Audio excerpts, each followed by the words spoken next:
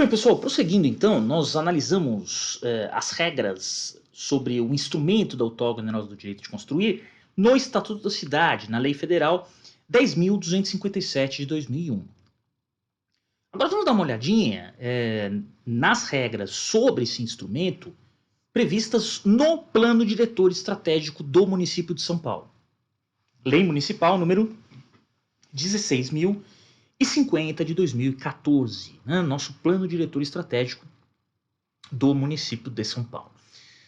Bom, o Plano Diretor do município de São Paulo prevê a possibilidade de aplicação desse instrumento no artigo 115, né? Então está escrito: a prefeitura poderá outorgar onerosamente o direito de construir, correspondente ao potencial construtivo adicional, adicional, né, entre o básico e o máximo, entre o coeficiente de aproveitamento básico e o coeficiente de aproveitamento máximo, mediante contrapartida financeira. Então, aqui no município de São Paulo, a contrapartida é financeira, a ser prestada pelos beneficiários nos termos dos artigos 28 a 31 e seguintes do Estatuto da Cidade, que nós analisamos nas aulas anteriores, e de acordo com os critérios e procedimentos estabelecidos nesta lei. O parágrafo único desse artigo 115 prevê que os recursos auferidos com as contrapartidas financeiras oriundas da outorga onerosa do potencial construtivo adicional serão destinados ao Fundo Municipal de Desenvolvimento Urbano, o Fundurb.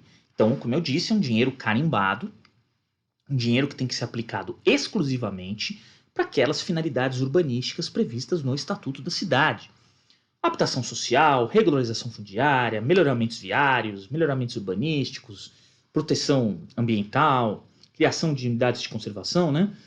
Proteção de imóveis e distritos, objetos de tombamento, né? O dinheiro aplicável aí à proteção do patrimônio histórico, cultural e paisagístico. Pode ser utilizado, enfim, para aquelas finalidades todas previstas no Estatuto da Cidade.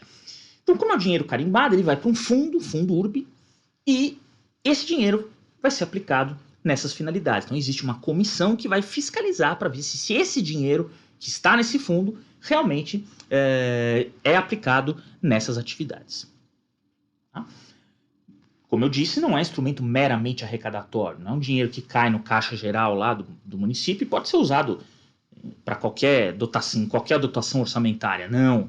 É um instrumento que tem que ser um instrumento que visa auferir recursos que vão ser utilizados exclusivamente para aquelas finalidades urbanísticas previstas no Estatuto da Cidade, no dispositivo que a gente viu, artigo 32. Ok? Tudo bem.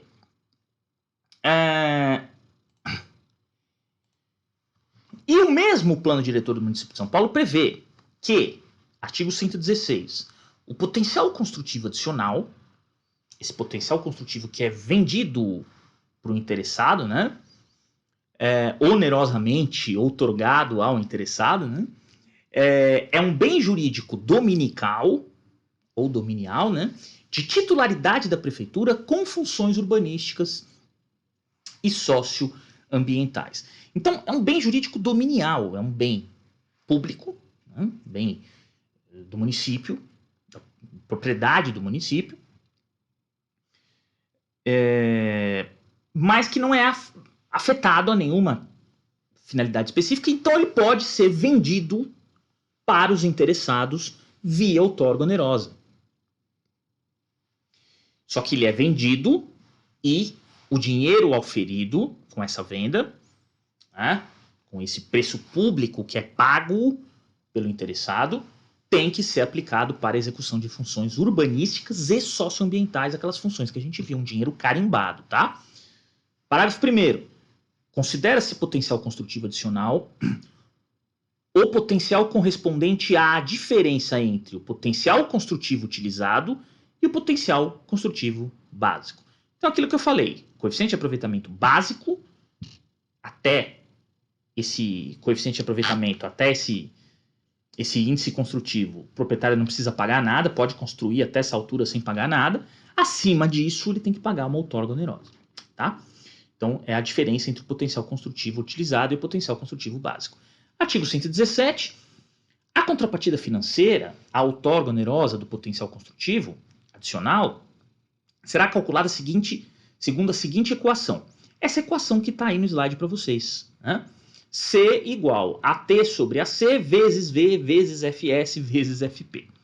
Parece uma fórmula complicada, mas não é, né? Lembra que o Estatuto da Cidade disse que a lei municipal específica precisa prever uma fórmula de cálculo do valor a ser pago a título de outorga. No município de São Paulo não foi nem a lei municipal específica que criou, foi o próprio plano diretor. Nada impede que o plano diretor preveja, né, essa fórmula de cálculo da outorga onerosa, dessa contrapartida financeira, né, esse preço do potencial construtivo que vai ser vendido pelo município para o interessado. Então aqui no município a contrapartida financeira relativa a cada metro quadrado de potencial construtivo adicional, ela é igual a então, o preço que o interessado vai pagar para conseguir construir acima do coeficiente básico é igual a área do terreno dividido por área construída computável total pretendida no empreendimento em metros quadrados. Então, quanto maior o terreno, maior o valor a ser pago a título de outorga. Certo? Vezes o valor do metro quadrado do terreno constante no cadastro de valor de terreno para fim de outorga onerosa, tem um quadro anexo ao plano diretor que traz ali o valor do metro quadrado para cada área da cidade. Então é claro que em áreas da cidade mais valorizadas, o preço da outorga onerosa será maior. Né? Em áreas da cidade, bairros mais valorizados, com valor do metro quadrado mais alto, o valor da outorga onerosa do C aí vai ser maior, né? Porque vai multiplicar por um V maior, por um fator maior, de acordo com o valor do metro quadrado do terreno. Então, claro que isso acaba estimulando a construção, a outorga onerosa fica mais barata em áreas da cidade menos valorizadas, né? Que tem um V aí, um fator V menor. Vezes fator social, fator de interesse social, que também está previsto num quadro anexo do plano diretor. Esse fator social pode ficar entre 0 e 1. Então, por exemplo, numa ZEIS, esse fator social pode ser 0. Então, o coeficiente de aproveitamento, o C, né, o valor da outorga onerosa, será 0. Por quê? Porque aquela área da cidade, o poder público quer estimular a construção de habitação social, então ele não vai cobrar outorga onerosa nenhuma. Então, o fator social é 0. Pode ir de 0 a 1. Então, pode ser uma habitação popular de baixíssima renda, pode ser uma habitação popular de baixa renda e outro de média renda. Então, esse fator social pode figurar entre 0 e 1. Pode ser meio, pode ser 1, pode ser 0. 0, 0, 1, 0, 2, 0, 3, 0, 4, 0, 5, 0, 6, até 1. Conforme o poder público queira, né, o plano diretor queira, né, o plano diretor preveja baixar o valor da outorga onerosa para aquela determinada área da cidade. Né? Quanto mais interesse social, menor o fator. O fator pode ser igual a 0 se ele tiver muito interesse social, porque aí não paga outorga onerosa nenhuma. Agora, se tiver um fator social médio, multiplica por 0,5, diminui bem aí o valor da outorga onerosa, mas não chega a ser 0. Tá? E ainda temos também o fator de planejamento, que pode ser entre 0 e 1,3, de acordo também com um quadro anexo ao plano diretor. Para saber o valor do metro quadrado, para saber o fator de interesse social, para saber o fator de planejamento, eu preciso consultar os anexos do plano diretor. Para cada área da cidade foi definido um valor de metro quadrado para fins de outorga, tá? Não é para fins de cobrança de IPTU, para fins de outorga. Um fator social e um fator de planejamento para aquelas áreas da cidade que estão diretamente ligadas com interesse social ou com planejamento. Então, uma área da cidade em que o poder público queira estimular bastante a densidade construtiva, estimular bastante a construção, porque é uma área situada num corredor de transporte, que tem avenidas, transporte público, corredor de ônibus, tem muito transporte ali, muita infraestrutura, então ele quer estimular a construção, quer trazer gente para morar ali, ele põe um fator de planejamento entre 0 próximo a 0, né, meio, tal, para baixar o valor da outorga. Agora, pode ser que é uma área da cidade em que ele queira desestimular a construção, a densidade construtiva. Então, ele põe um fator de planejamento acima de 1. Então, multiplicar por 1,2, 1,1, 1,2, 1,3, vai subir o valor da outorga. Tá? Então, o plano diretor dá esses instrumentos, esses parâmetros, essa fórmula, né, com esses fatores todos, para permitir que o poder público consiga atingir os objetivos da política urbana, para que o poder público consiga organizar o espaço urbano de acordo com o previsto no plano diretor.